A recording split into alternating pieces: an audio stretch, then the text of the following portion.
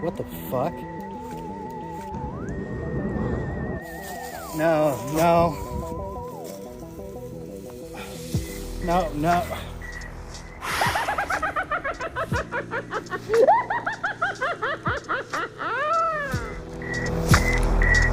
Hey everybody, welcome to the channel. I am Billy D, and guess what? We got Lil, and we got Jonathan Mayfield. Mayfield? It's the Chicken Man! That's our guy. I knew there was something I didn't like about Mayfield. Mr. Mayfield, aka Jonathan. Listen, Jonathan here, Mayfield. Chicken. Yes! Are you gonna Mother get there chicken. eventually? The chicken gotta guy. mess- The chicken. You Chicken guy. So we did part one. You guys saw part one, and then John came in at the end. Seriously, he should have been in the first one. If we would have known, he would have been in. But hey, that last 10 minutes of that episode was damn fine.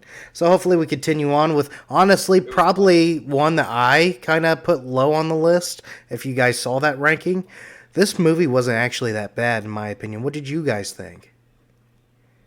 My rating definitely went down. I'll say that much. Ooh. I had it towards the top. It's no longer going to be towards the top. I know we plan on doing another ranking at the end, and I don't want to spoil where this ends up. Mm-hmm. Yeah, I'm gonna say, unlike with the first one, how the rating went up, this one kind of went a little down, if not stayed the same. I'm trying not to be overly harsh, but there's a lot of points of this one I didn't like, though I do find it a enjoyable film. I really do. I had fun watching it.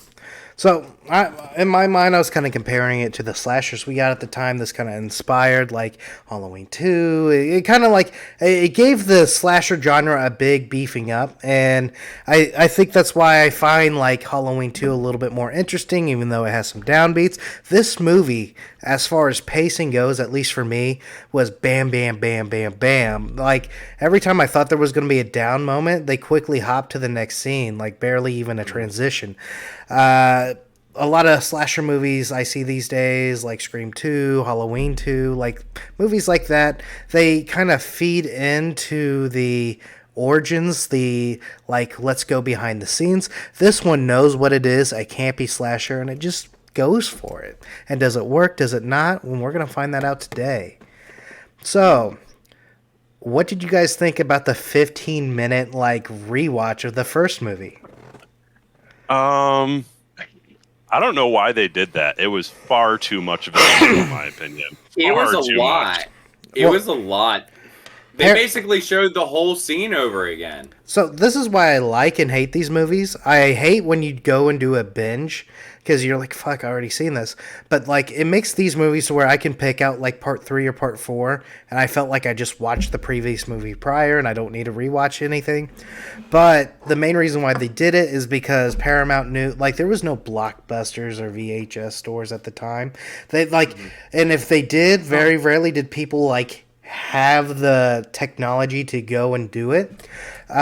Star Wars, other movies, a lot of these movies were coming out in theaters and would do re-releases before the sequel came out. Paramount's like, no, that's going to cost way too much money. Let's just rehash the first 15 minutes or the last 15 minutes and then get people caught up to speed so they can enjoy the rest of this movie. So it was more or less like, hey, if you guys didn't see this movie, you're okay. Go and check this out. They kind of tell you what happens. I can see that. Mm-hmm. I mean, I like how they did it in a dream format. I mean, I like that. I feel like that's effective. I just don't feel like it needed to be that length. The recap you could have gotten in a little bit shorter. But I mean, it wasn't badly done. I mean, it was enjoyable to watch. But if you do, as you said, Billy, back to back, it's kind of like I literally just watched this. True. Like, seriously, even like edit out like some of the scenes like on Blu-ray and DVD, that would have been more enjoyable. But that intro with like, oh, what's her last name? King? Mm-hmm. The main Adrian King, the main girl from the last movie, who quite possibly should have been the main girl in this movie if real life shit didn't get in the way. I really love this opening scene. I wish we would have saw how this franchise would have went if she would have stayed on. You know, unfortunately she did not. I like the girl we get in this one. I really, really like the character we get in this one. Though, it was a pretty cool opening. I really liked the opening of this is one of my favorite parts. What do you think, Jonathan? I completely agree. I like what they did with it, with the actual main character coming back. Like you said, Lil. I mean, I would have rather seen her continue on. That didn't happen, Yes. but I do like that they set things up a little differently. Like, I mean, I guess it was new to them at the time, but everyone now is like, "Oh, Jason never leaves the camp," and this immediately breaks that trope. Like in the first scene, he's in some random neighborhood where she lives. He went all the way there to get her, and this takes place, from what they told us, 5 years after the first movie. So, Yep. Yeah, because she ends up disappearing with blood all over her home, and nobody knows where she went. I noticed some references. Maybe I'm just like picking these out in my brain, but I want to discuss them with you guys. In the opening scene, like right in the first 5 minutes, the little boy walking down the water, it reminded me of It, Stephen King's It, a lot. It reminded me of that. Then there was Scream 6 kind of does an homage to this because when she opens up the fridge and the head's in the fridge, that's in the opening scene to Scream 6 when his roommate's head is in the fridge. So it's kind of an homage to this film. Also, Friday the 13th is playing in the scene that leads up to that film in Scream 6. So I kind of correlated that it was kind of an homage to that whole opening scene was an homage to this, which is cool. Well, this movie was an homage to other movies. So this had like the big Psycho, time. like when she was getting in the shower, kind of had that same camera setup. Basically, this was mimicking the. So the first intro was a glass breaking for Friday the 13th. That was like, hey, we're taking everything you know and we're shattering expectations. This one is we're taking everything you know and they're exploding it. We're making it bigger, grander. And I wasn't a huge fan of that one. I'm not gonna lie. I was like, I like that. It was just metaphors, but the thing is the shower scene is like everybody knows Psycho. People are like, don't take a shower when there's a killer about. She doesn't know, and the thing is when they pulled back the camera and she goes, like you were expecting her to get stabbed, but no, she just continues walking around and shit. So they were basically trying to keep you on your toes. It's their way of suspense. Did it work? I felt, but maybe for you guys, you liked it. no, I liked it because they did they had some horror trope in there with the cat being the one to scare her at first, and it seems like the cat always seems to be the one to scare someone in these movies. Q Alien and many others. But the biggest part about this first scene that I liked is that Jason sets his first trap. And if you know anything about me with these movies, I get so mad when people start talking, Jason doesn't set traps, Jason doesn't run. He literally does all of those things in this movie. Everything in this movie, yeah. What's his trap in this one? Remind me. Well, right in the opening scene, he makes that phone call. Oh, yes, that's true. So her The line clicks, it draws her attention away, and then he sets up the trap in the fridge with the head, and then because he comes through the window, and that's how the cat gets through the window. There we go. That's a good one. Yeah, I like it too. You know, I mean, I feel like that one shot as you see Jason coming into the house before it goes into her scene made me feel a lot of like Halloween, and it felt like it gave me a lot of Halloween-esque, like the shot of the house itself. Kind of like, you know how Michael stands and you hear his breath outside of the house. It really reminded me of that a lot. I like that a lot. But yeah, I like her kill overall. I wish it was just a tiny more bloody. But anything to the temple just gets me, and that was big, and it went in, and it was well, she got injured on the first take of that. Did she? Yeah, the ice pick didn't retract. So, like, on the second take, I guess I tried doing it, but I couldn't get it to work. I guess if you take it slow enough, frame by frame, you can see that there's already, like, a little bit of blood there. From where they kind of hurt her a little bit.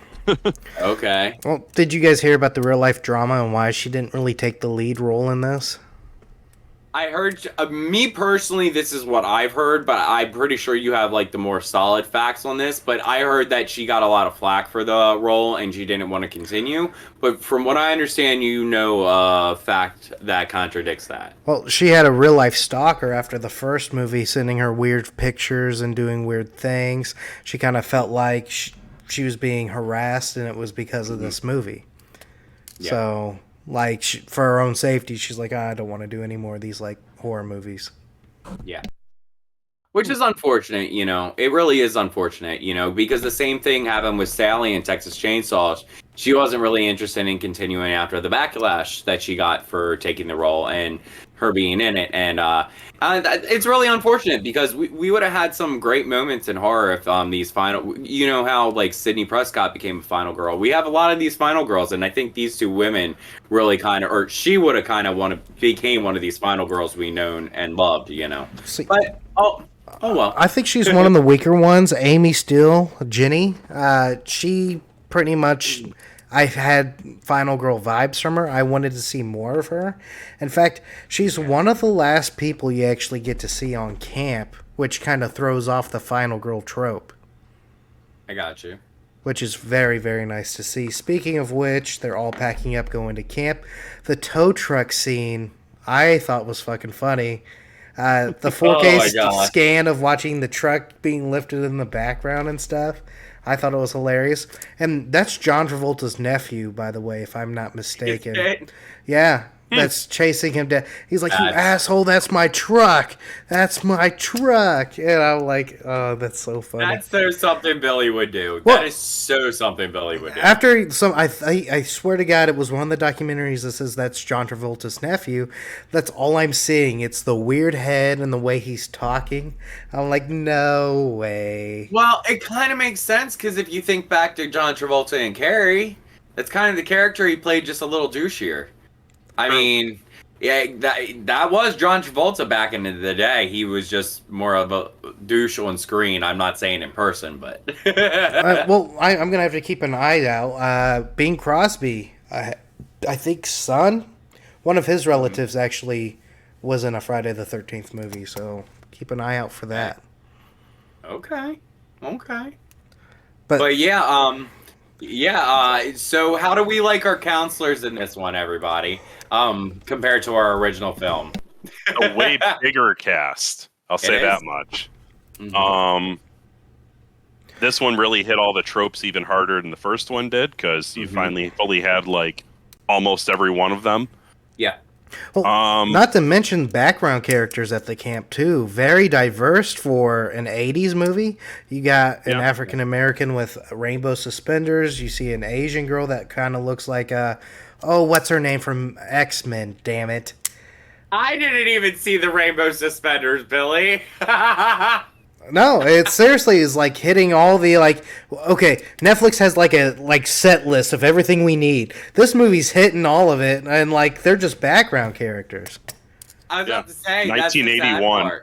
I was at least we got some background characters in there, but then again, they are just background characters. Well, they all fucking survived. Even my favorite Ted, they just went to the bar and had fun. Usually, those people are the first to fucking go. Yeah, the comic relief just kept partying.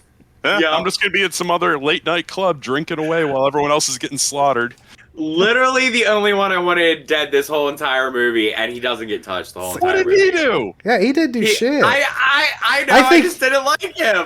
He was hilarious. He's the one that got them to get the car towed, and then he was like, welcome to God's country. It was hilarious. Lil's whole basis for this guy dying is she just doesn't like him. Let Jason off him. I just don't like him. He didn't do anything wrong. I just don't like him. He can die. I like Damn, Will. you can go. Remind me not to cross you. What the hell? Yeah, I'm just saying. Yeah, no, but yeah. This is one that I think I like the they're not campers in this one, but the counselors in this one, I really like them. I find all of them pretty enjoyable. The head counselor's a little bit douchey, but I mean, when aren't the head counselors douchey? Yeah. Paul's not douchey at all. Initially, he's douchey. How so? Because he likes his rules. He's trying to run the camp. Well, even with the anarchy. Well, he even gave a rule. Hey, don't go to Crystal Lake. And the thing is, they go to Crystal Lake, and what does he do? No seconds on dessert. I get that. You're right. He's extreme. I want him to die. Oh man, yeah, so horrible, so horrible. Like that, he basically tells the cops to F off. I'll just give him no extra dessert. He's a cool guy. He's a cool guy. He just redacted 2 minutes. He's a little douchey at the beginning. but he's a cool guy. Was it the? I mean, was Literally it the? just went like this. Yeah. Well, was it the parking lot joke? Did you not like that? Pull your car around back. We're starting to look like a Burger King parking lot. That was one of them. There was a couple little things in the beginning he said that were a little douchey. I but thought that after was he hilarious. redeems himself. We're looking like he a redeems himself. Okay, he redeems himself. I mean, I don't hate him by the end of it. I don't. He's a really cool guy, and as you guys said, I mean, what he did for the counselors is really cool. When he just kind of brushes it off, because they are teenagers, they're going to explore. And to him, there was no danger at the end of the line. It was just him just trying to stay in the guidelines of the community. But you know what's how crazy? How fast those scenes really go in real life. Like, as you're watching the movie, because they just get there, they go through the, like, lines of the, like, these are the rules, and then instantly, right after that, is the campfire scene. Like, no transition, no nothing. They just hop to the campfire. We're jumping one thing, though. The second Jason trap.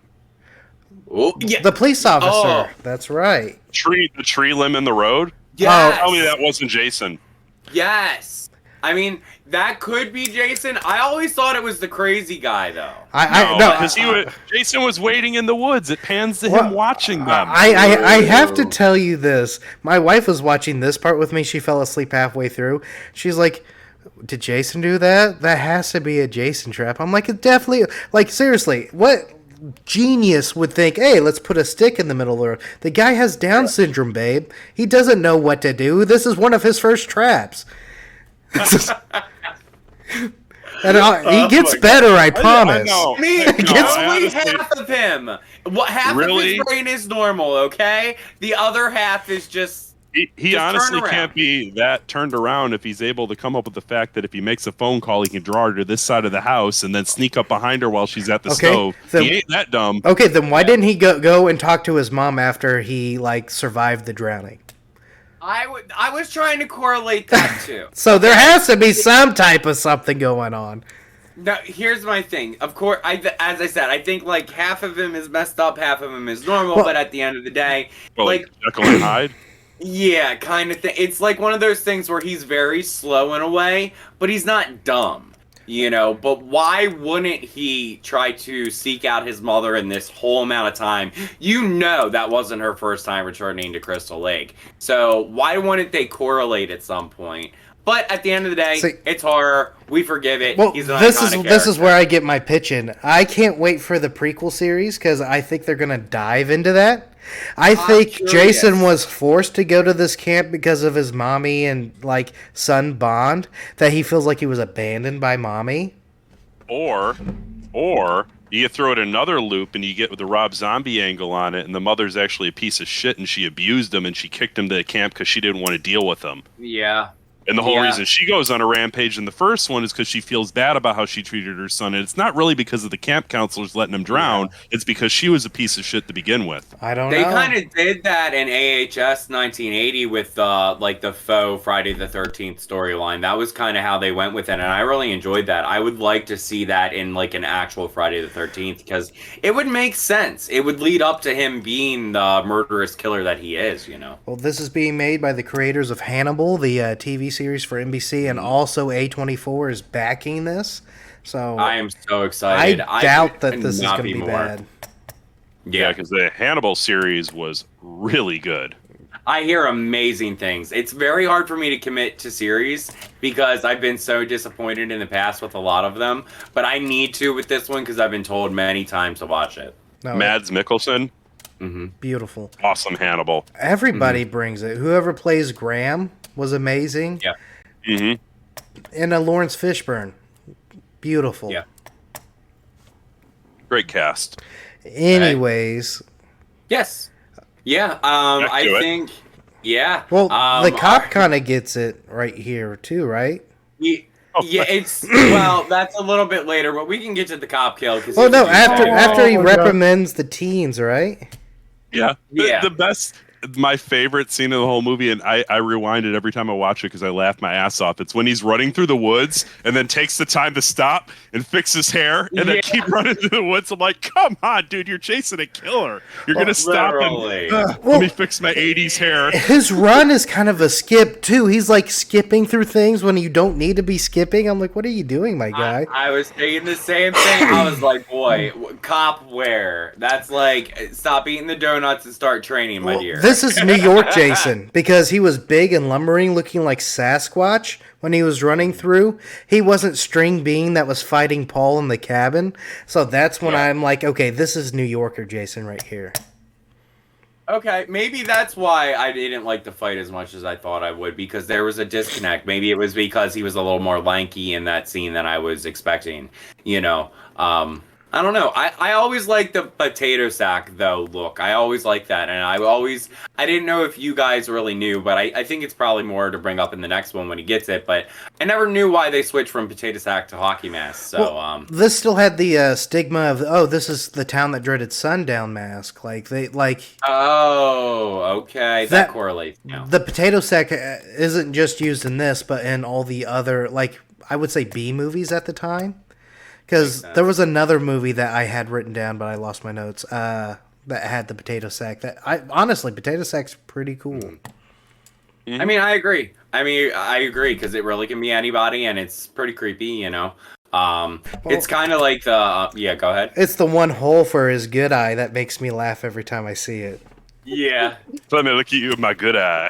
And it's just the little hole. So, like, I get the scene from Django Unchained where they're like, oh, son of a bitch, I can't see how... So, like, you can't. He's trying to make the hole bigger. I made it too big now, damn it. I made it too big. That's so fucking funny. Oh, that whole scene making them look like jackasses. It was so perfect. I love it. But yeah, the aesthetic really kills with this, you know? It really does feel like the first film did. They really did a good job with the connecting of the cinematography. It really feels like a Friday the 13th film, in my opinion. I love the scenery, and there is some things in the works, guys, gals, non-binary pals, that might happen next year. Well, I guess we'll see. Yes, I am so excited. Jason's architecture skills. Like, he even put a toilet in his little, like, hut that he made. I know, right? He's a master plumber and architect, you know? He's got it down. I think this really goes into our earlier conversation with the fact that Jason probably stayed there on purpose because he was bitter with his mother for some reason. Another thing that got me is my wife saw that scene too. That was like one of the last scenes she seen before she fell asleep. She's like, how the fuck does that guy keep his toilet clean, but I can't get you to do shit around that? I'm like, hey, he's a single man. He probably doesn't even use that. He probably shits in the woods because he's too busy like hiking and shit. So give me a break. Like my ex. You sound like my ex, Billy. It's like those memes you see where it's like the guy's got like the like folding chair in front of the TV that's on the floor and like nothing else in the room, and it's like this is all it takes to make the man happy. Yeah.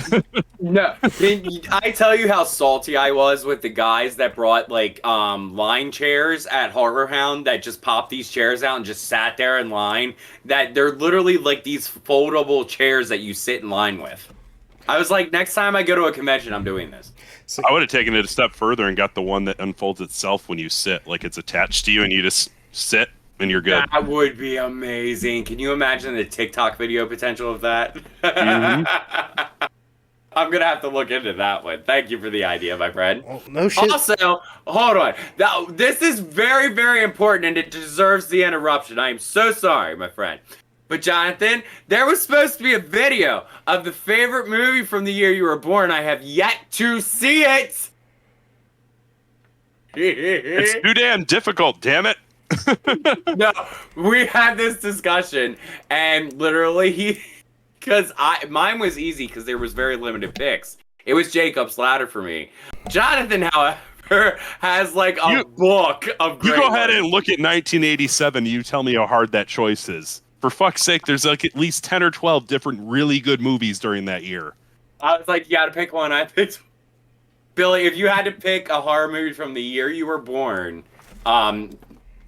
At one, your favorite of that year, what would it be? See, only one comes to mind, and I think it might be a 98 instead of a 97. So And see, that was my problem because I, 91 was kind of year for horror, so Jacob's Ladder was like the best I could grab for my year, and I was like, dang. I know But I do enjoy the original Jacob's Ladder. a lot of good movies came out in 97. So, Lucky.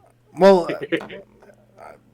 right here, I pulled it up. It's showing Freddy's Final Nightmare and Wes Craven's New Nightmare. That didn't come out the same year. I know Scream 2 came out in 97. Wait, you're 97 and she's 91? God, I feel old. Well, no, don't feel bad because I'm usually the oldest one in the room, my friend. So I feel finally good that I am not the oldest one in the room. So I appreciate that. But hey, you made me feel good today. If that means anything. When don't I? Right now, This is true, though. Every time I hear Mother Chickens, I go, yes, instant smile. I'll be honest, it's a pretty shit year for horror. Wishmaster's great. Scream 2's great. Event Horizons, I like that a lot. But honestly, this will tell you my taste. I'm a huge fan of Alien. Alien Resurrections came out that year. And That's the third one, correct? that's the fourth one. And I'm going to loop us back. You know who's also a good director? Who? Who's that? The director of Friday the 13th Part 2, Steve Miner, because guess what fact he holds? He is the only director to direct both a Friday the 13th film and a Halloween fixture. Oh. He directed Halloween H2O and Friday the 13th Part 2. He's the only director to direct both a Halloween film and a Friday the 13th film. You just boosted up my rating about a half a point for that because H2O is my favorite Halloween other than the sequel of the original. If we're still talking about directors, guess what famous slasher director directed a tiny scene in this movie? Oh, you already told me this. It would be cheating if I said it. Okay. Wes Hit me with Craven. it. What scene? The That was my reaction. Palmer scene, the ghost mom scene. Really? Really? So, like at the end of the movie, the whole showdown? Yeah, the Joe Blow. This is a deep dive into Friday the 13th Part 2. They said Steve Miner, so they were in Connecticut filming this. Betsy Palmer and Wes Craven were in Hollywood out of a gift for his buddy Steve. Wes filmed that small little segment with Betsy Palmer. You hit me with facts I didn't even find. I love it. Well, Yeah, I like that one too. It was really cool. I really enjoyed this movie to the point where I'm like, wow, I'm going to listen to anything and everything about this. And I got a lot of facts stored up in here. I even have receipts for those facts. So if people want to at me. No, seriously, that's awesome because it's like one of those things where I love that she was willing to come back because I know she was hesitant to do it in the first place other than the fact she needed a car. Well, I just like the Nightmare on Elm Street connection with Jason. Yeah, there is so many different cinema connections with this, and I think it's an homage to a lot of horror films. So, speaking of homages, he took a fucking hammer to the back of his head. Do you know the last time I seen a hammer and what that did to me? It was fucking Texas Chainsaw and how brutal some of those scenes were. So the fact that with one quick hit to the back of the dude's head, and the extended scenes on the extended cuts of the Scream Factory stuff, they have a VHS thing, and it's really, really grainy and brutal. But he's on the ground, kind of torsioning, it's ugh. I love that. I love the twitchy stuff because it's more brutal, it's kind of the body process of trauma and it's oh God, and it's unfortunate that it gets so censored and taken out because even though this is still infamous, I think people would love it even more if it just got kept in. And I just wish it's freaking 2020 and we cinemas still don't get the fact that us as horror fans want all the nitty gritty. But at the same time, it's still fun, There's still some really, cringy moments in this, I really enjoy that. There aren't enough horror fans in the MPAA. Unfortunately, there's a good documentary on like the MPAA. I forget the name of it, forgive me, but if you look into it, it was done by documentarians, and they're kind of frauds. Not gonna lie, because it's meant to be people that have children of a certain age. None of them at the time of this documentary being made, with their investigations, had children of the age that were specified in the documents that were meant to be on the MPAA. It's kind of like a hierarchy thing. Once you're there, you can't get out of it, and they have their own little bubble, and they can do whatever the heck they want. So it frustrates me that film struggles because of people that think they have the right when they really don't, in my opinion. But that's just my humble opinion. Yeah, that documentary kind of sparked a fire on my behind, because I was like, wow, like. I get it if you actually have kids of that age, you know, and you have a right to say this or that. But when your kids are grown and in college, like, I'm sorry, but you shouldn't have a right to say what this, that, and the other person can see if you don't have those kids at the time. Because if you had kids then, you don't have kids now, and it's a different world, people. People view things differently. We need things that change with the times, you know. But go ahead. Speaking of kids, what do you think those mangy kids are doing now? They're getting ready for dinner. They're getting ready for bed. They're playing games. Can you believe the games they were playing back in the 80s? Oh, like the handheld games? The soccer handheld game. Yeah. They were playing chess. Jonathan feels very triggered right now because he's an 80s baby. I see that face. He looks triggered. Listen to me, Billy. You and your 1997. That's what I had growing up, damn it. I was around for the onset of NES, Game Boy, all that. I think my grandfather got me one of those. And I have a PlayStation at home. I'm like, oh, thanks. Your grandfather? Listen here, whippersnapper. Yeah, pretty much. Oh my god. If you've never played the original Donkey Kong on the NES, you've never played a video game. That was like part of my childhood right there. Well, I'm not even an 80s baby. I had one of the Nintendos, and then my dad freaked out because he wanted a PlayStation, so I technically got the PlayStation in my room. I don't know how they sourced this because it'd be hard to do, but I once saw a fact where the first enemy in the original Mario Brothers and the NES has killed more people than any other boss or enemy in any other video game of all time. That first Koopa has killed more people. Jesus. Wow. I don't know how they can source that, but it makes sense to me. Think about how many people have played that original Mario from all walks of life, all ages, all over the world. Yep. How many people have died to that first fucking... That little fucker. That little fucker. Now it's making me think how many times Mario killed all the turtles and shit, the Goombas and stuff. Mario is pretty much a slasher of the Goomba tribe, you know? That's what they need to do. When does Nintendo lose the creative license to that? Kind of like how Winnie the Pooh can go to domestic domain. When is we can get a Mario slasher? Oh my gosh, it's happening. Bambi's happening, so why wouldn't Mario happen? You know, Bambi's confirmed. It's greenlit a horror Bambi because it's also not copyright or it's Anyways, we're getting a whole new genre of campy horror films coming our way. Yes, I'm excited. I don't mind them if they're good. And I don't mind micro budget either. But just try to make them good, please. Don't make them money makers that are just crap. Okay. Because people really want to see this. Let's dive into these kills. Yes, let's start. So they cheer up. They're all happy they're going to leave. I think one of the first kills is McDreamy with the trap. Yes. Well, we're forgetting about Crazy Ralph. Oh, crap. Crazy Ralph.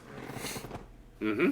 You guys, go ahead. Tell your thoughts on the scene. I personally like it, so go ahead. No, I like it too. I mean, he's kind of sitting there being a perv. And then he gets the barbed wire to the neck. I just wish that it was a little bit more brutal. I like him as a character, as a franchise character. I know he's annoying to a lot of people, but I like Crazy Old Ralph. And for being Crazy Old Ralph, I wish it was just a tiny bit more brutal, you know, because I felt like he had a potential in the franchise, just if he was just Crazy Old Ralph. Can he really be a franchise character if he's only in 2 of them? He's in 3. Well, yeah, 3, but this crazy Ralph gets killed in. Regardless. I get it. Well, I get it. I how mean, many people Jason probably movies did found he him only in annoying 3? anyway. Technically 4, right? Was there a crazy Ralph character after this one? He was a narrator in part 7. Yeah. Oh, okay. So I didn't even know he that. had a couple of But small still. roles after this. Still, I mean, I liked it. I just don't like the cutaway to back to a little bit of blood and then it's done. I wish it was a little. Well, I You again, always wish for more blood, Lil. We know this. I mean, and you're going against oh, we hate these bloody kills, and it's like back in the day. Like you're a 2090s gore it. person. But keep in mind, I grew up on these '80s classics too, and I it's just that's why this is my disconnect that I've always had with this franchise is that many of the kills are very lackluster to me. Though I like these films more now than I used to because I enjoy them for different aspects than just the kills. But I will say that some of them made me laugh. I understand one of them that we're going to get into is updated on your copy, Billy, but it was very laughable to me. I had to watch it 3 different times because that knife didn't come close. Oh, Ralph is deaf, even with the version I got, like the bonus extended scene. Like, he was fighting it. And one thing I had while I was watching this thing is like, damn, they kind of make Jason look like he's like 7'6", because there's no way his hands and his like chest is going around Ralph is like he's just standing up. Ralph is just walking by standing up, and Jason just perfectly grabs him and ropes him like this. Yeah. Do you guys remember that scene at all? Like, he's way too tall than what he's supposed to be, and Ralph is struggling way too much. He's just pulling a Mission Impossible and like going backwards behind the tree. You don't see. Yeah. Yeah, Totally. It's just just weird. The wire's going up, and his hands are kind of like this, holding it. So it makes sense what you're saying. Yes. He's Splinter selling it. But the thing is, when he like stops breathing, there's some blood trickle, and he like you see the life leave his body in that scene. So damn good. But the thing is I was kind of upset. The way you feel about Wheels is the way I feel about Ralph. Gone too soon. I love how you just refer to him as Wheels. He's my favorite. We know. The whole pre-show to this was me talking about Wheels, okay? Furry men on wheels with a heart of gold and athletic jerseys. Apparently a little tight. Rob, don't get hit by a car. In case you're wondering, audience, get hit by a car, be in a wheelchair, be a very furry man, and wear an athletic jersey, and Lil will be all over you. With body hair, not actual furries that are men. Well, I don't know, maybe. Furry. Maybe. I don't know if you meant furry or hairy. I said fuzzy. Fuzzy, whatever. I mean, you're not wrong. That's all I'm going to leave it at. Well, How do you, Hoozles? who's the next death after that? I believe it was the rope he got by the McDreamy.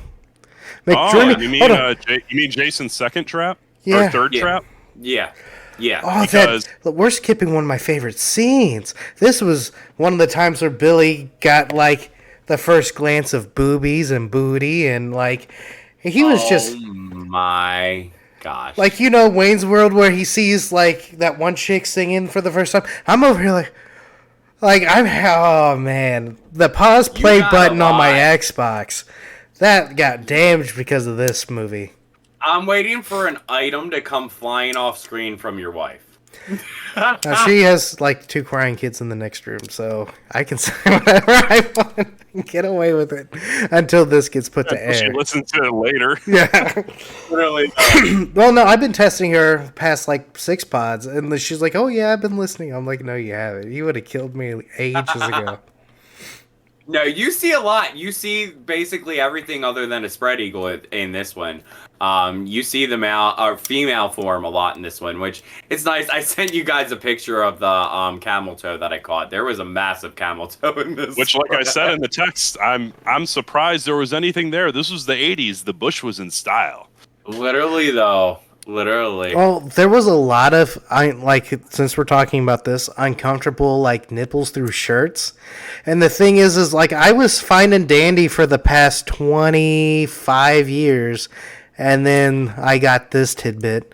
One of the women on this movie was a minor, and she actually had a sex scene that was put to film that they had to cut out because she was 16.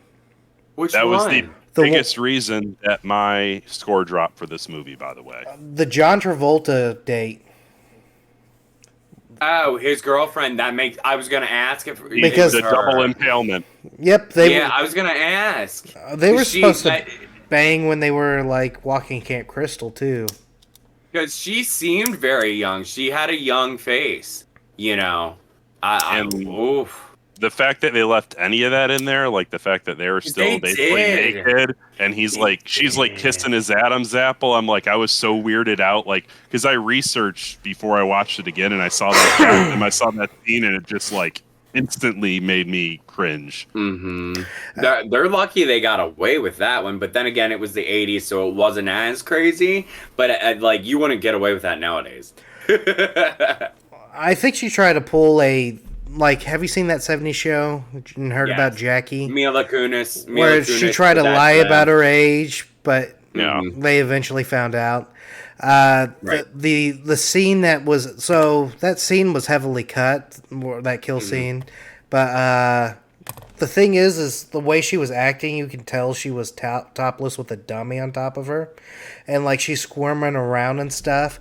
That was very uncomfortable to watch, just to know that. Can you imagine being the filmmakers and finding that out later, that you were literally in the room with that, and you're like, I feel violated, and I'm the one that just did the violation, but I didn't know. Yeah. That's horrible. That's a horrible position to put people in. If that's indeed the fact that she like lied about her age in it, that's messed up. But if it in fact they didn't really check and they just let her keep filming because they just went whatever, and it's the '80s, c'est la vie, then that's kind of on them. She went on and did other movies, other horror movies, and then like I think 3 or 4 years down the road, I don't know when they filmed this next movie, but she was butt ass naked in that. So it's definitely the career path she wanted. She was just unfortunately not that age. And the thing is like if they would have filmed it and posted it, they would have been in possession of that. They would have been the ones in trouble. Yet she can do this and then like have no repercussions for lying and then going out to do more. Well, like that's a weird line, huh? You would think that she should be in trouble for like doing shit like that. Unfortunately, a lot of people do it. You know, a lot of people do it because they don't take you seriously when you're a certain age. But at the same time, it's like, girl, don't go for a scene that you know that. But you like, if people were doing their job correctly, I don't feel like this could have happened. How do you hire somebody that's underage for a sex scene without checking? Like, it was the '80s. I'm sure they checked. I'll leave it at that. Yeah, and see, that's the thing. And, you know, it is what it is at the end of the day. They cut it out for the majority there, but it's still a little cringy at parts. I wish that didn't happen, because if it didn't, we probably would have got the full scene in glory, because you only kind of get... You wouldn't. The scene was pretty, like, I wouldn't say realistic, but it was pretty messed up. It's probably one of the better kills. And for it being 80s and posting something like that, they definitely cut it because of it wasn't because of age, it was because of what you see. And what you saw was the thing going through, blood splattering from the back too, and the dummy kind of looks like it's convulsing on top of her, like dying, and she's freaking out too. It looked realistic. It looked great, and they cut it.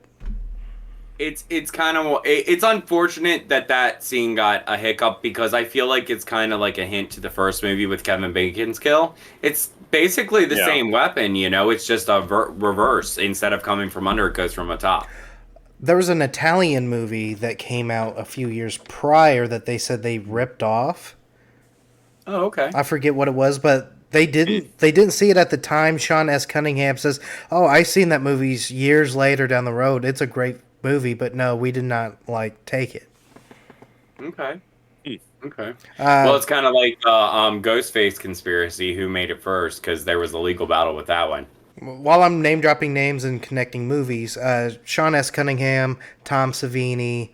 Oh, there's the writer for the first one as well. Did not want this movie to be made with Jason as the killer. They wanted Jason to retain its innocence.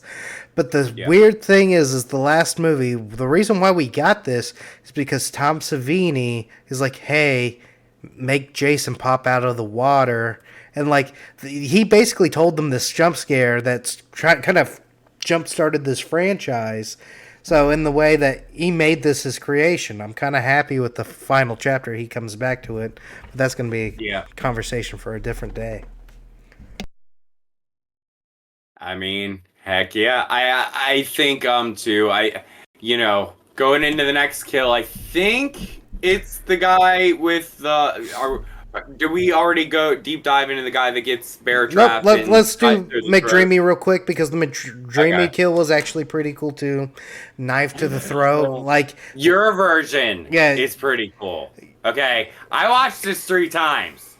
The HBO Max version is not cool, but I will let Jonathan speak first on this topic. No, you go ahead. I want to hear you rant. Get on your soapbox, Lil.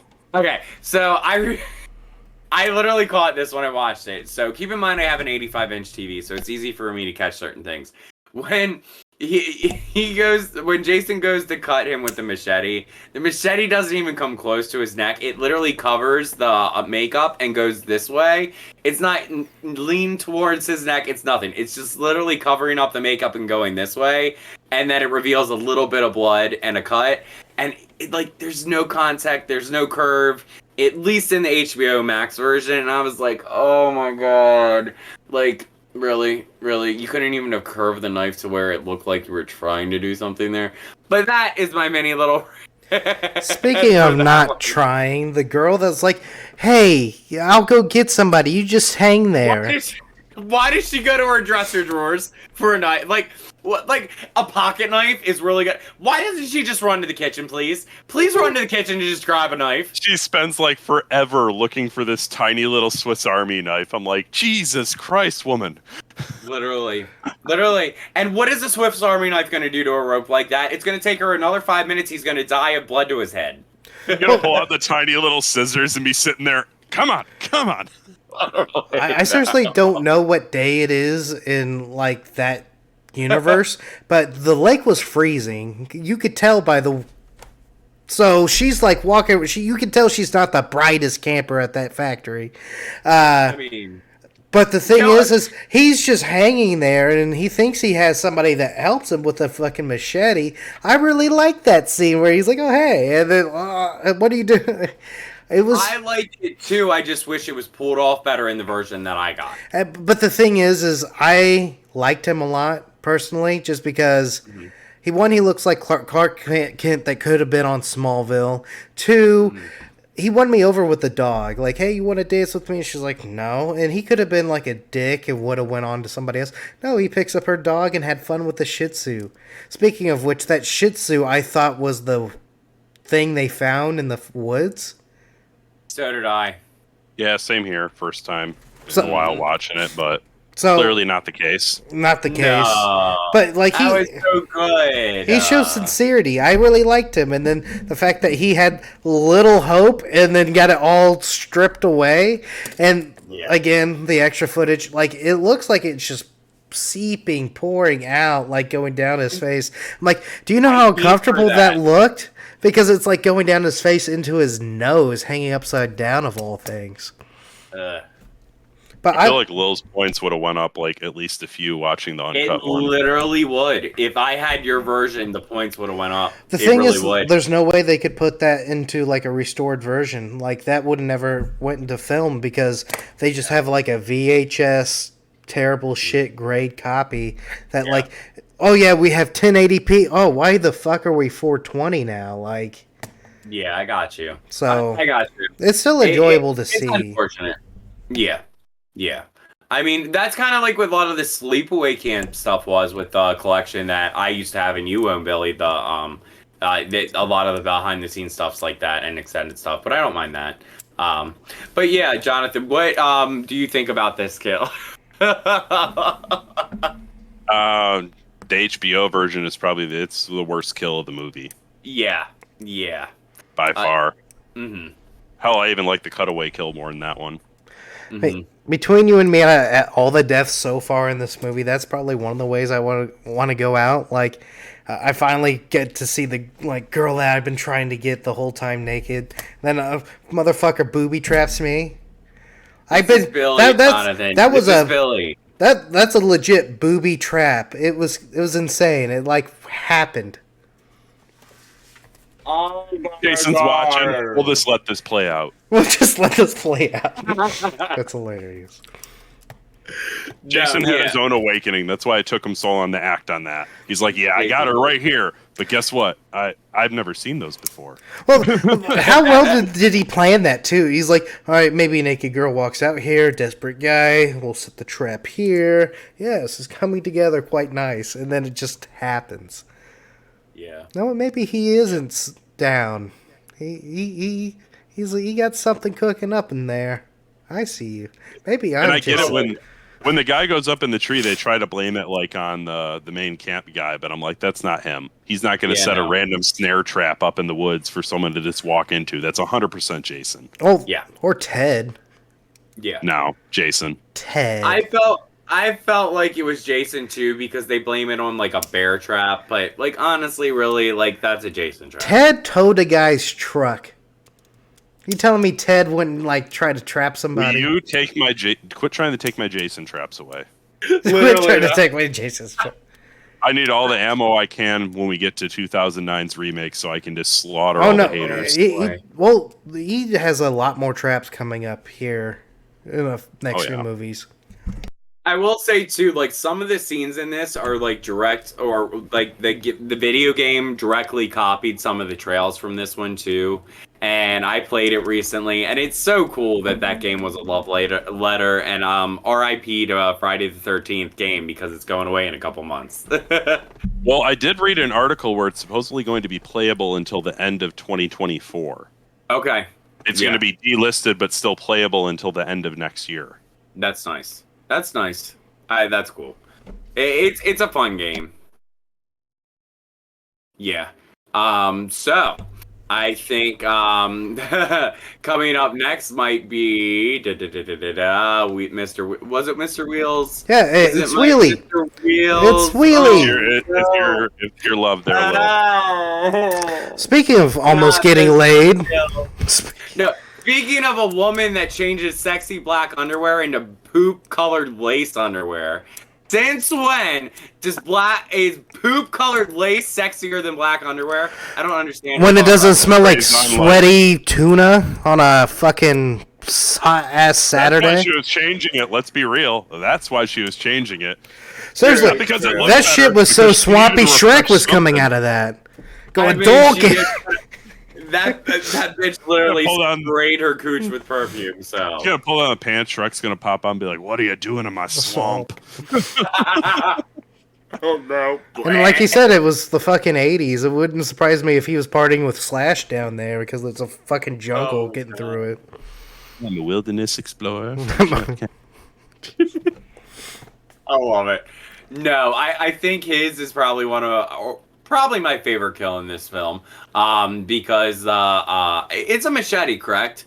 That goes to his face. It's the machete that goes to his face, then he falls back downward, backwards down the stairs, and it's a really fun shot. It's really disturbing and it's very effective. And if all the kills kept with that, I think I would have probably loved this movie because that was perfection to me. See, that kill. I would have loved Ted to be in this movie because more than what he is. Because how funny would it be if he's going down the stairs and as soon as he goes down the stairs, Ted's right there. That's not how you go down the stairs, Wheels.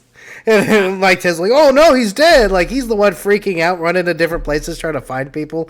Then Jason gets him. Oh man, I would love a funny death. That's all I want.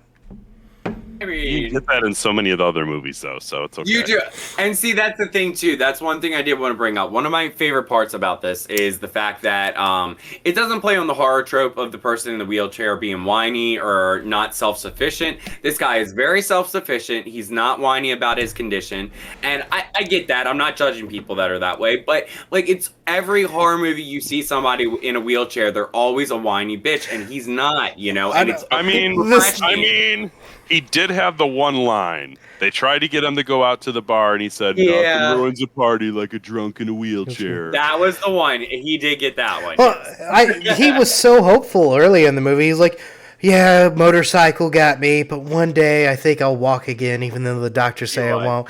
I'm like, you won't walk again. You trust me. After today, you won't walk. You won't wheel at all. Damn, Billy. He's harsh, man. I mean, maybe she could have humped his spine back into place. You never know. Miracles happen every day. That would be a miracle to me. What if he wheels in there? Real, she was going to be doing all the work anyway. Oh yeah, she's in there. So does it stand? And he's like, no, I'll just finger you and eat you. And she's like, okay. Like she's bummed out. Like, let me go get more perfume. Let me go get more. Buy 10 sprays of perfume and change your underwear because that's going to save what's going on down there. Yeah, it ain't, honey. Sorry about your luck. I mean, you got a lot of hair down there because it's the 80s, but that ain't going to help your situation. Tie a car air freshener to it. There you go. I'm just kidding. Oh, jeez. Anyway, moving past the Febreze. Oh, Lord. Okay. I really like the bar scene too. I like her main heroine in this, how she kind of like explains Jason's perspective. Oh yes, Lil, say your favorite line. What does she say, word from word, verbatim? I don't. It's a whole monologue. How am I going to say verbatim? There's one line that you can't say to this day. What was it? Frightened. What? You don't remember? I don't remember that. No. Oh, damn it. Okay. Do you remember it, John? No. Come on. Uh-oh. Yeah, me too. You don't know Good. it? Thank God. Thank God. Okay. I got out of Billy, you have to edit this part out. She says a frightened retard. When? At When the have bar I ever scene. said that? Now I remember it. I was setting you up for failure. Okay, we're back. When did I say that? So, Lil, your favorite... I'm just kidding. I don't even remember I'll this. tell you what my favorite line is in the whole movie. Go ahead.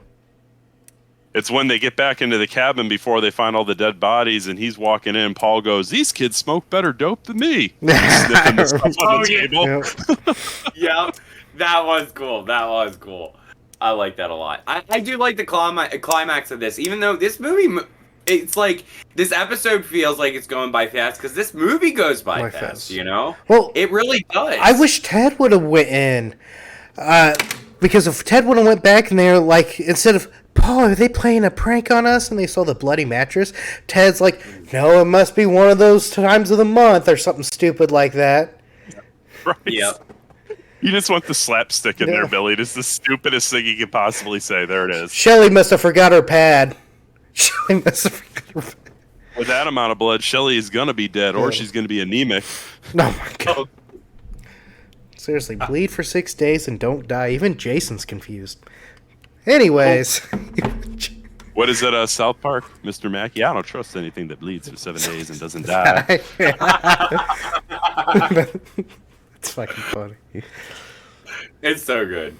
But yes, we're about at the climax now. Pretty much all of our counselors are dead at this point. We didn't discuss the butcher knife kill. Yeah, we did not discuss.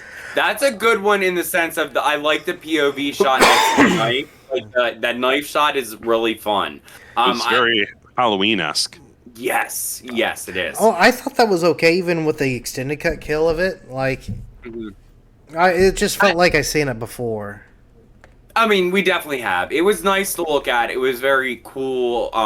It was cool to look at in the sense it was well done in that way. I wish it just like most of the kills in this. I don't want to sound like a broken record. I just wish it was just a little bit more vicious, you know. But it was fun. That was one that I did enjoy in this because it was very stylized in the way I liked. What? Oh, oh. I was just Got waiting for something somebody again. like to go. The soapbox is coming.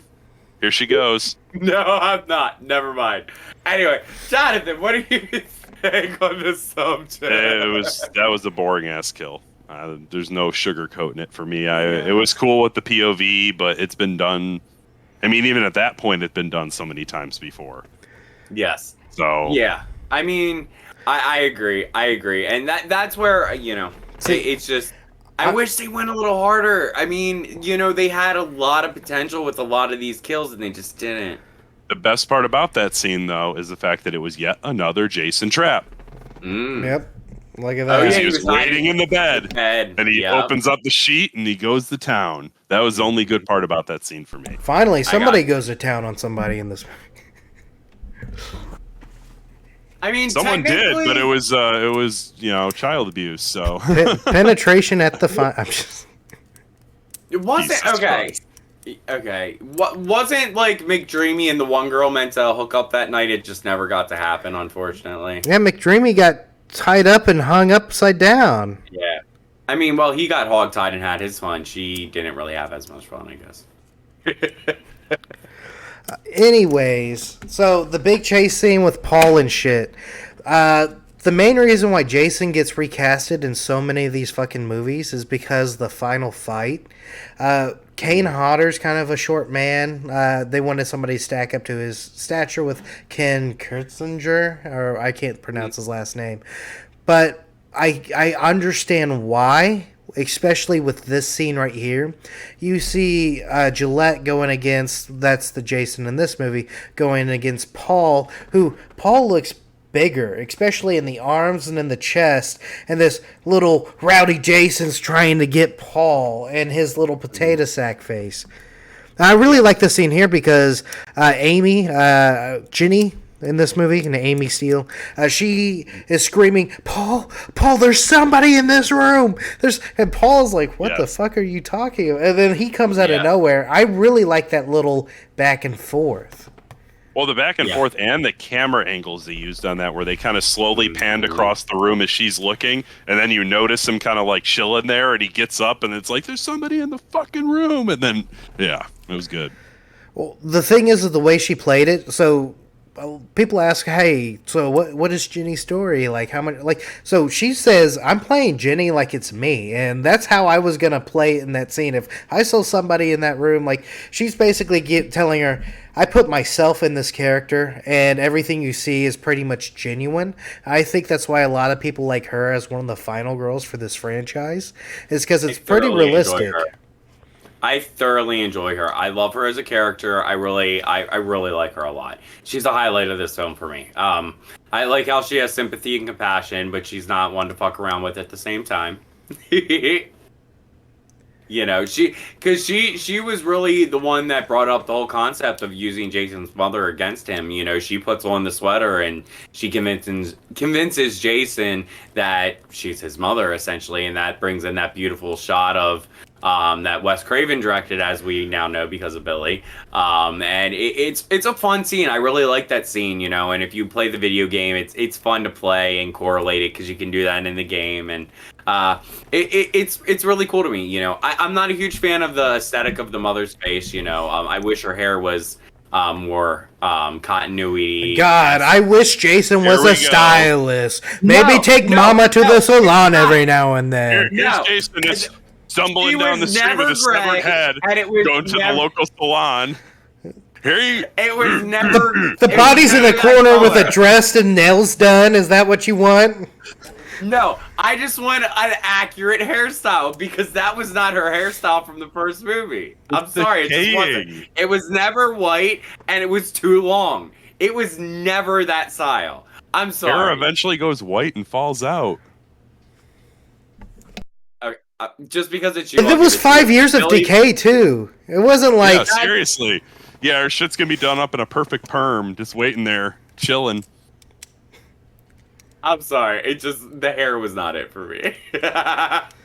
I'm sorry, but this whole scene, like, I would like to go through and do like a little edit, take out the music and the screams and shit, add the Scooby Doo like surfer like beat where they're running through different rooms, and then like Shaggy and Scooby dresses up as like an ice cream man. Like that's kind of the vibe I got from this. Like, oh, I'm gonna dress up as mommy, and then let's trick him, and then like Paul comes out of nowhere and tries to save the day. I'm like, this is definitely a Scooby Doo ending at its finest. Well, It did have one of the best special effects shots, I think, of the whole movie. Besides the machete to the head, I think that was very well done, like special effects and like gore wise. oh, the shoulder. I think the shoulder was good, but I liked when he got her with the mining pickaxe or whatever in her like shin. That scene where they panned over to that, they did a really good job making that look realistic. Yes, I agree. I like that scene with them in his cabin with the that whole interaction too, because it really is effective in the sense that you believe that she's going to get him for a second, but then he sees his mother's severed head out of the corner of his eye, and then it's like the weapons hit each other, so it kind of gets you almost. You're like, oh, she's going to get him, and nope, she didn't get him. You know, so I think it was a really cool, effective scene. I enjoy it. I really do. And like Jason running through the window when they get in there and you see him like full on sprinting towards the cabin, like, get away from mother. Yes, 100%. You know, I love that. I love that. I think for a sequel, they did what they kind of needed to do with the continuity of certain things and stuff. You know, I'm glad they kept it in the same world. Because, correct me if I'm wrong, but this was supposed to be kind of like the Halloween franchise where it was supposed to be kind of like different stories based around Friday the 13th, right? Because, like, Halloween wasn't meant to be just Michael Myers. It was supposed to branch off and be its own thing and just different horror-themed Halloween movies. I think they thought about it, but they also thought about money and budget. And as soon as they brought up the idea, they're like, no, that costs too much. I mean, they kind of tried that with Season of the Witch, and then they decided, yeah, we're not going to do that anymore. We went right back to Michael. Yeah. Yeah, I mean, the first time I watched that movie as a kid, I was waiting for Michael the whole time, and I was like, where do you go? But now that I'm older, I appreciate Season of the Witch, though it's not my favorite, you know. Fun fact, if we ever do, like, the Halloween franchise, that there was something about Silver Shamrock in the original ending of this last conclusion of the franchise, in one of the alternative endings. Fun fact. They brought it back. So the ending of this movie where they thought they were safe, and then the Shih Tzu comes out of nowhere, that was pretty shocking for me, at least upon this rewatch. I wasn't expecting that. I fully believe that little guy was like eaten up in the woods with that earlier shot. But the music that they had, this is like reminiscent of the first one where they add the soft music when she was on the boat. Kind of luring you into calm, and then boom, gone. When he jumps through the window, Gillette got hurt with the broken glass. But the makeup and the effects, I really like it. I really like the jump through.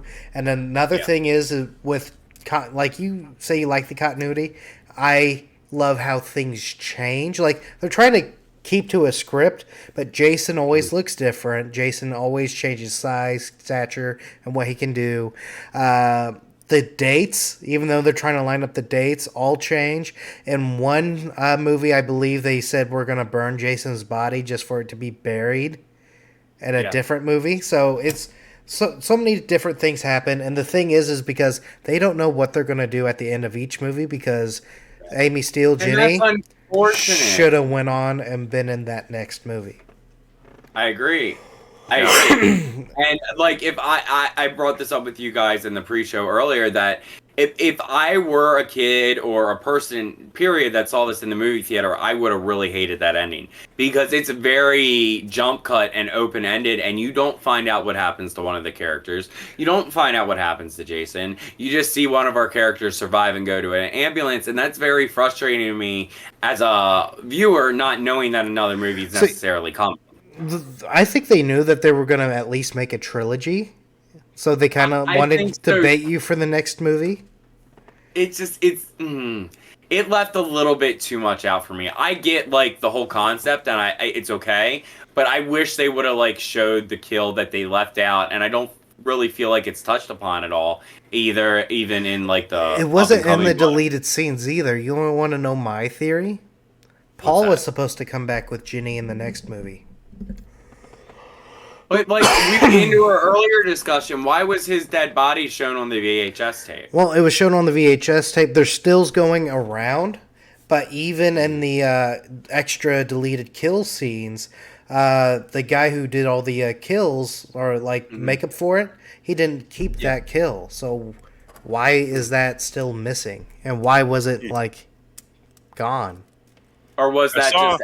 Yeah, go ahead. I saw some rumor, and I don't know if it's true or not, that actor had like a big spat with the director, and he walked off set, and they never got to finish filming because he got into a fight with the director and said, "Yeah, screw you, I'm out." That's a high probability, honestly. It would make sense as to why they never got full footage of that death. Yeah, 100%. And that would make sense because they could have just put that like picture as like a test makeup or whatever, and just put it on the VHS because it was cool. I think I heard that too, and I also think I heard he was really hard to work with on the Halloween set. They were talking about how there's like a disconnect between directors and actors and actresses. But that's just a theory. I don't know. I got you. I mean, yeah, go ahead. He also directs the next one, so when we do part 3, Steve Miner also directed that one, so... And see, that correlates with me because I feel like I love H2O and he did that, and I love 3 as of me being a teenager. So that 3 was very high up there for me as a teenager. So I'm excited to dive back into that one and see how I feel now. I wasn't a fan, so I can't wait to see how my opinion changes or stay the same. What about you? Yeah. Same. I think everything's going to change with this full watch through because it's honestly been years since I've watched all of them. There's been ones like the first one and like Freddy vs. Jason and the remake I've watched multiple times over the years, but like the whole series in continuity in order, I haven't watched years and years. Same. So if I'm not mistaken, this is Saturday the 14th because you see the ambulance take Jenny away and like these people are like getting hyped to like go camp out at Camp Crystal and shit like that. Yeah. Honestly, I remember connecting with Shelly out of all the campers or people in the franchise. Shelly was like the person I was one-on-one with. Do you guys remember Shelly?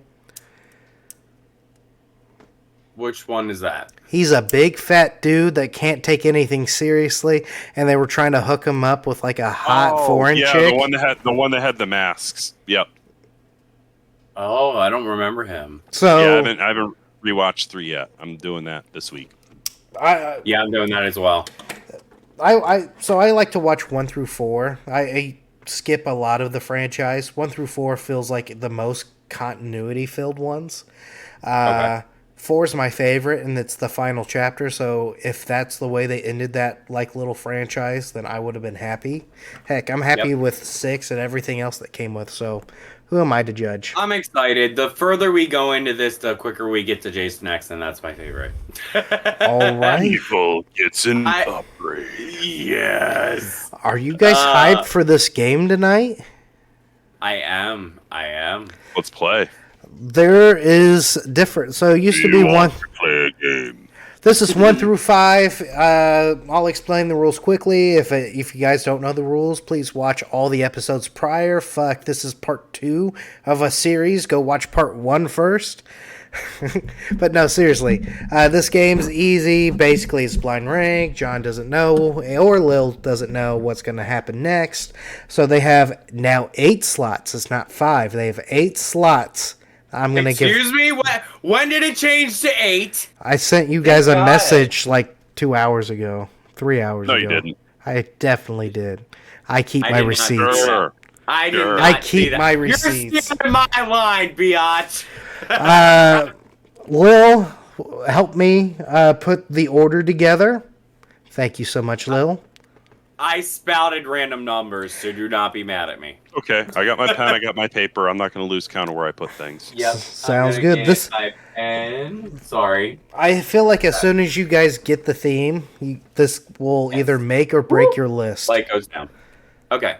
The longer it takes for you to figure out the theme, the shittier your list is probably going to be. Oh, God. Number 1, Friday the 13th. The original or remake? The original. Okay. Out of what? Oh, I already know what you're doing to us, you asshole. With that and the number I have, I already know what you're doing to us. What is it? Putting Friday the 13th at You're 5. literally gonna just give us all the Friday the 13th movies. Putting it at 5.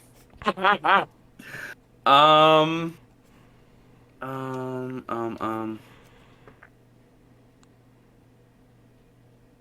Crap. This is hard for me. Okay. I'm gonna do 3. Awesome. Texas Chainsaw Massacre, the remake. I was wrong. Thank God. The remake, that's instant 8. Instant 8. Hey, oh, I've been The canceled for Jessica this. Biel, Michael Bay remake. Trust, I see what makes her cheer, so her boos don't matter to me anymore. If I could make it lower, I would make it lower. I'm sorry. I'm due for a rewatch. I promise people I'll rewatch it, but I hate to. You physically hurt me. What about you, I'll John? put that at 3. I'll put that at 3. Awesome. What did Lil put for 3? Number 3, Nightmare on Elm Street, the original. 2. The original. I'll put it at 4.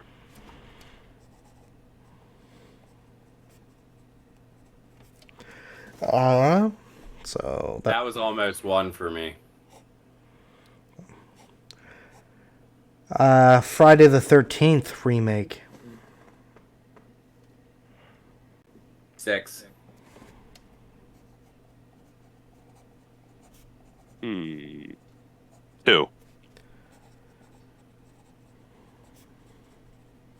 I respect that. That's pretty high up there. Texas Chainsaw Massacre, the original. Oh, I kind of want to put that at 1. I'm gonna put that at 1. It is the epitome of what I love. It's gory, it's grindhouse, it's everything I love. Damn, what a fucking list you have. Hey, you didn't get me on this podcast because I had popular opinions. I had fun opinions, thank you. I'm gonna put it down to 6. Do you guys know But I what? can't put it at 1. Do you guys know what the list is yet? The originals and remakes. Yeah, I guess so. I guess I'm very glad I didn't give not TC. Halloween, the original. Oh no! I will put that at number 1. I realized I already messed up and I don't even know the full list. And I'm set. I actually turned out pretty on par for what I would pick, so the I already original know Halloween, where this is going. Yep. That's gonna be 7 for me. I like the sequel better. I know. I already know it's going to 8 when he says it. So Halloween remake. that Rob can go to Zombie. 7. Rob Zombie's Halloween. I have. Well, no, 4. is he talking about Rob Zombie's Halloween, or is he talking about Oh, Halloween yeah. like David Rob Gordon Zombie's remake, because David Gordon Green's technically a remake of the sequel. Okay. Green? Okay, so that's where I do mess up on my list. I would put that technically higher, but I'll put it at 7 because I know what's coming next. Yeah. Let me look at my notes to know what is coming. Yeah, 4 or 5. No, that's going to 4. I know exactly If what's I coming. could go to number 100 instead of 8 for this last one, I would. Yeah, literally. Jesus. I love Texas's remake compared to this. Okay. Damn, you guys hated the Candyman remake that bad? I'm just fucking with you. It's Nightmare on Elm Street. But you know it's going to 8. Unfortunately, it's going to 5 for me because that's all I got left. Look at Honestly, you. I know my Texas opinion is very controversial. I plan to revisit that one because as you see, the original is so high up on my list because it's like the epitome of grindhouse for me, and That's what adore it. shocks me. You're such a fan of gore, And so many of the kills in 2006 or 2000, But I forget what year it is. Pretty. Why is it so pretty looking? It is not pretty. That's what everybody tells me, but I feel like it's pretty. It's got some of the goriest kills and best kills in the entire franchise. Okay, I'll have to revisit this, but it just was not a hit for me. And for me, TCM, the original didn't really have that great. No, it really doesn't. I just. So as soon as you hear I heard number one from that, I'm like, really? The way you hate the remake and love the original? What the fuck? That's why I hate the remake so much. The original up on such a high par. I know. My opinions are controversial, but they are mine. There's something. I like John's list, Lil's list. Yeah, it's a list. Are we going to do if we could change anything? Yeah, go ahead. If you could change something, what would you change? I would put Rob Zombie's Halloween at 5. Move the Texas Chainsaw Original to 7, and move Friday the 13th to 6.